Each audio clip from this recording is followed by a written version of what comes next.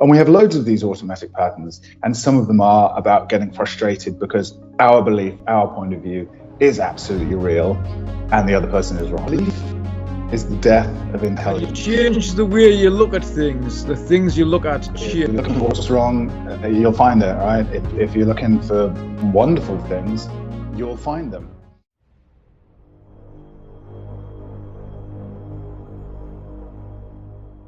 Yeah, welcome viewers. Tonight we've got John Vincent, my good friend, who is not only an excellent NLP trainer and entrepreneur, he's also a professional magician.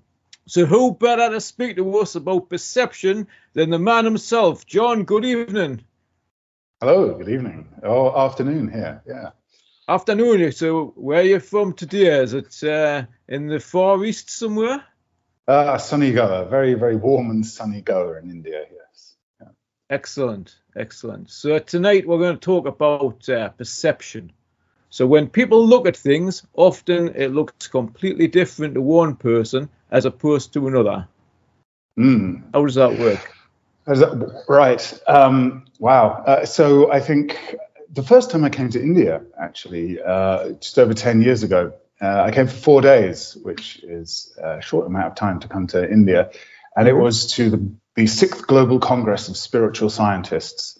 And so I was giving in 100 miles just south of Bangalore, and this pyramid, this giant ashram that housed 3,000 people.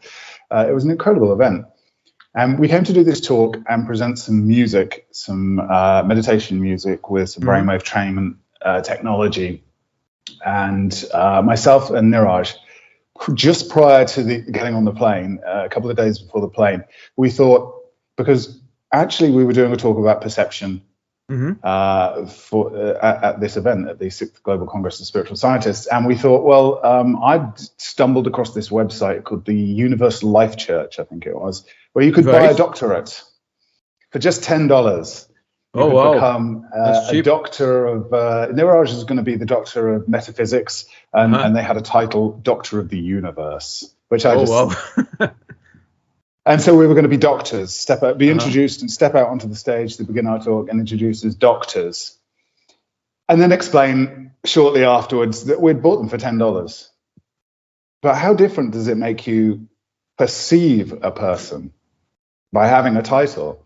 It's the same like with newscasters, doctors, because of authority, with a suit on. Certainly if you're on television and you have a suit on and you're explaining something to someone, you have a perceived position of authority. So this is one way the perceptions are altered. So how people show up in the world. How people show up in the world. Yeah. This is certainly one of the things.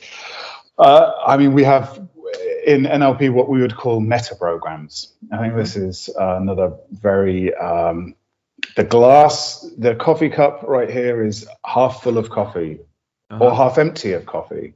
The pessimist, optimist, the big picture or the detail, which is the more important thing to you. So the way we perceive stuff in the world. What was I doing just before this? I was with some friends.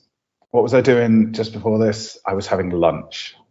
What was I doing before this? I was on this beautiful rooftop restaurant. So I'm sorting by location, by activity, by person, or by the things that I was up to. So the meta programs within NLP, or sorting patterns, or points of view, if you like, of looking at the world. So could we call these perceptual filters? Perceptual filters. Again, we'll use the NLP model because we're both very familiar with it. But for anyone who isn't familiar with that, can we say that there's lots of information comes in and it's filtered out by certain different ways of thinking, certain limitations of being human. And because of that, it cuts down what it is that you're aware of, and therefore you see things in different ways. Is that correct? Yeah, absolutely. I mean, this is a huge part of it. The reticular activating system, of course, what you're aware of, where you're putting your attention. If you think a thing is possible, Henry T. Ford, I think that wasn't it? If you think a thing is possible, then it is possible. If you think it's impossible, you're not even gonna try and do it. Your whole perception of the world is shaped by the way you think about the world. And so these points of views, these perceptual filters, these meta programs, these viewpoints on the world, we learned these while we were learning to walk and talk, long before we really were aware that we were learning, that we're the kind of person that likes to have the big picture. Give me the big picture, don't tell me all the details.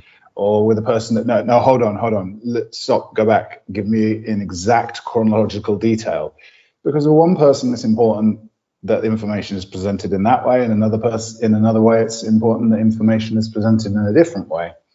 And so when we look at the world and hear the world and feel and smell and experience the world through these, as you said, set of filters, they color what we are actually hearing, what we're seeing, and what we're looking for. If you're looking for what's wrong, you'll find it, right? If you're looking for wonderful things, you'll find them. And so these sorting patterns, these perceptual filters, these ways that we look at the world will affect, and there are dozens of these different types of pessimist, optimist, the half full, half empty. It's always full. Glass is always full. The ultra optimist, right, is always full. It's full of air as well, isn't it? Liquid and full of air. And like you said, context dependent, because if this is a bulletproof coffee, which it is, then it's half full. If it was a cup of poison, then it's half empty, and how do I get rid of the rest of it? So you can choose how you perceive it yourself, really. And I think that's for many people, that's something that they're unaware of. They just think that all these things are fixed. Right. Sure. That these things, it's just who I am. It's beliefs as well. Belief. This is another thing that is going to shape your experience of the world. And as well as I do, that if you have a really strong belief, a phobia is a beautiful example of this. If somebody's scared of airplanes, it doesn't matter if a pilot with all his badges of 30 years comes out and says, well, it's perfectly safe, and presents information. Even from that authority figure point of view, flying is perfectly safe. Well, I have this belief that this thing could fall out of the air at any moment and my life is in danger. And that belief doesn't allow that information that is being presented by the authority figure to go in. So the belief actually overrides that part of it. So even though you've got an authority figure, if you've got a belief, which is we could say at a higher level, that actually like knocks that out. Is that correct? Yeah, there are all sorts of world situations that go on all of the time, and some people think that the red team is right, and other people think the blue team is right. It doesn't matter whether it's politics or football, or whatever it is. You can't both be right, but there are staunch supporters in either camp that think they are. That people go to, for all of history, people have gone to war for their beliefs, and both sides thought they were on the right side. So this again also tells us that just because we believe a thing, that doesn't mean it's true, and it's something that we've created. This also affects the way we're going to see the world. This affects the information that's coming in, because if we believe wholeheartedly that this thing is dangerous, the aeroplane, then we're not going to get on it, no matter how many pilots come and try and say to us that it's safe to have, that experience, or vice versa. So there are many things that alter our perception. Could we say that emotion overrides logic? Would that be I think this is exactly, hits it on the nail, exactly on the head. And this is how advertising works, for example. The emotion is elicited, and you shouldn't really have another donut today because you had one this morning and yesterday and the day before.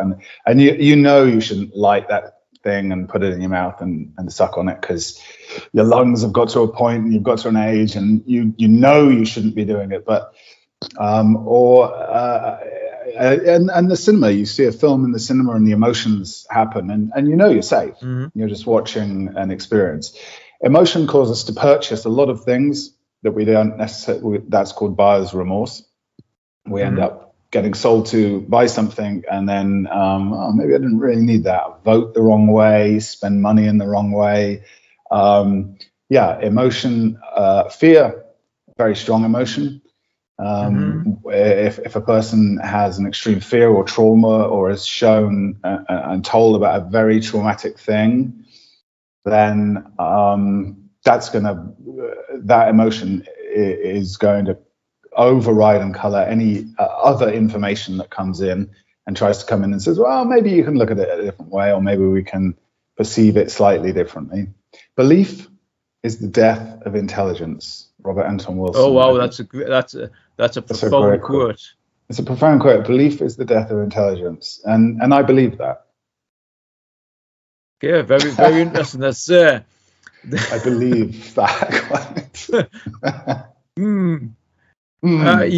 So Wayne Dyer has got a very good quote, which is, when you change the way you look at things, the things you look at change. Would you agree with that? Absolutely. Yeah. There's a friend of mine here who a lot of people are annoyed by his. Okay, let me just stop with that. A lot of people allow themselves to become annoyed because you can't anymore be the person is no more annoying than the chili is hot. We know that from our perception. Yeah, that chili is super hot. Well, I thought that chili pepper was really mild. It's my experience of the chili pepper. The same with the joke. The same with the perception of that joke was deeply offensive. I thought it was hilarious. It can't be hilarious and offensive. It can't be hot. It can't be cold. It's what we bring to it. And a friend of mine, he annoys people, or people become annoyed by his preachy kind of I'm better than you position that they all say he has. Which initially, when I first met him, I thought he had that. But when I changed my perception, when I thought, oh no, he's just telling of his successes and sharing his ideas in order to help other people. Another friend of mine was having very recently, the dogs were barking, and it was driving him absolutely crazy. And I would just pointed out to him that, well, the dog's not happy. Rather than anger and upset at the dog that you're generating inside when you think about the dog, maybe a little loving kindness and compassion towards that animal who's obviously not having a good time, totally altered the way he perceived the sound of the dog, and ultimately changed the body chemistry, so the stress feeling in his body was no longer there because he saw the dog as suffering and needing kindness rather than slapping, and all those kind of emotions, which always just build and create something we don't really want generally.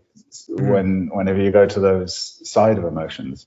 So how would you suggest people manage to do that? Because again, a lot of people think that they're fixed in in their response to things is and they can't see another way. It's like no, this is definitely the way it is. So how do we loosen that a little bit? What would we do to do that? Sure. Yeah. Well. We can reframe things here in this thing. We all know.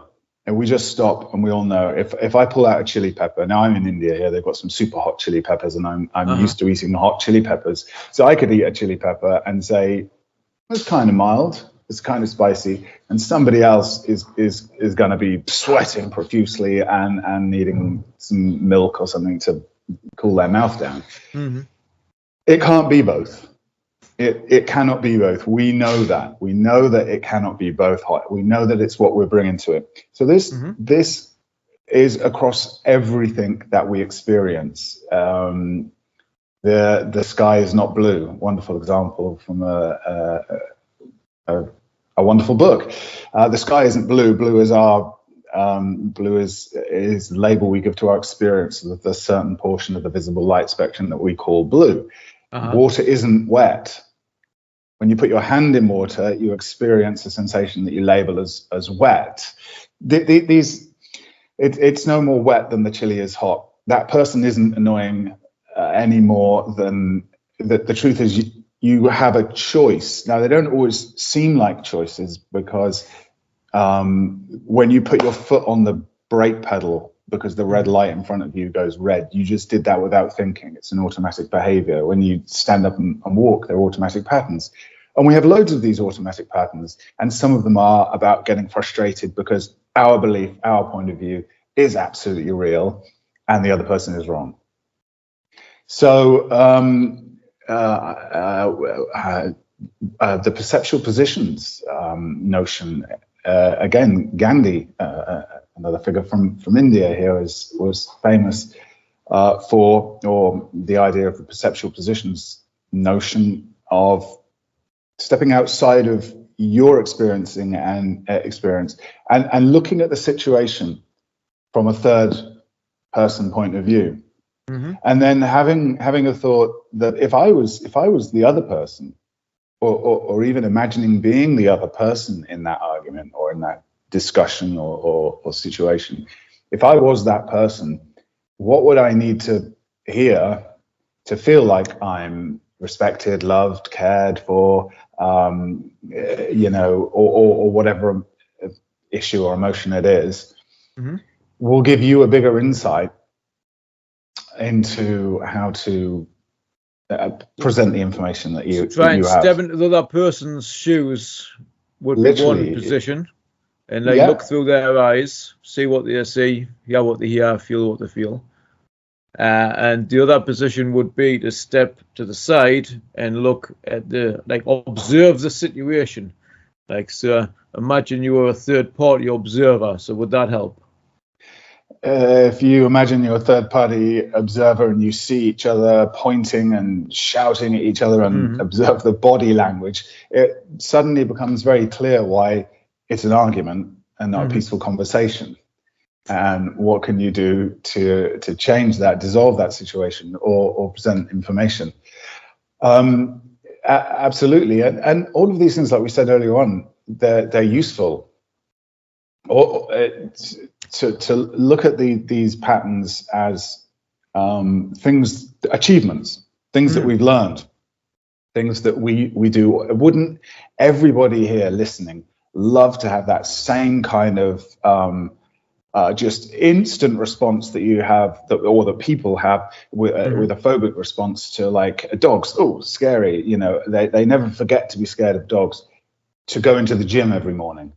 Or exercising, doing your yoga practice or your Pilates or whatever it is in the morning, and you just never ever forget, and you always do it. So they're achievements. They're incredible achievements because you never forget or have a day off being scared of spiders. If you're scared, I'm too tired to be scared of spiders today. That just doesn't happen. So that is an incredible achievement. To be able to, it's a great piece of behavior that's like that you can guarantee on they're going to do it every time. Every time, you can guarantee that piece of behavior. It might not be particularly functional, it might not help you have a better life, but absolutely that you can guarantee on that. And we create all these habits, we create all these patterns of behavior. So it's back to these things that if you could fire them in the right direction, like to actually achieve something useful, then that's a great thing. That's a great thing. Always reply to the email. As soon as it comes in, you reply, even if it's just to say, I don't know right now, but I'll get back to you. You always reply to them. You never procrastinate. But procrastination is demonized as a terrible thing. Well, what if you procrastinate eating that second donut? Or procrastinate having that, opening the box of cigarettes because, oh, it's almost bedtime. Procrastination in it can be a useful thing when it's aimed context. in the right context. Absolutely, right?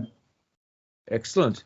Okay, so if that's the case, so just for the viewers, we've got a professional magician here, so let's ask him about like magic tricks. So in terms, like, I'm guessing like that these things could be used to deceive us in certain ways. Would that be correct? I would think they are on a daily basis.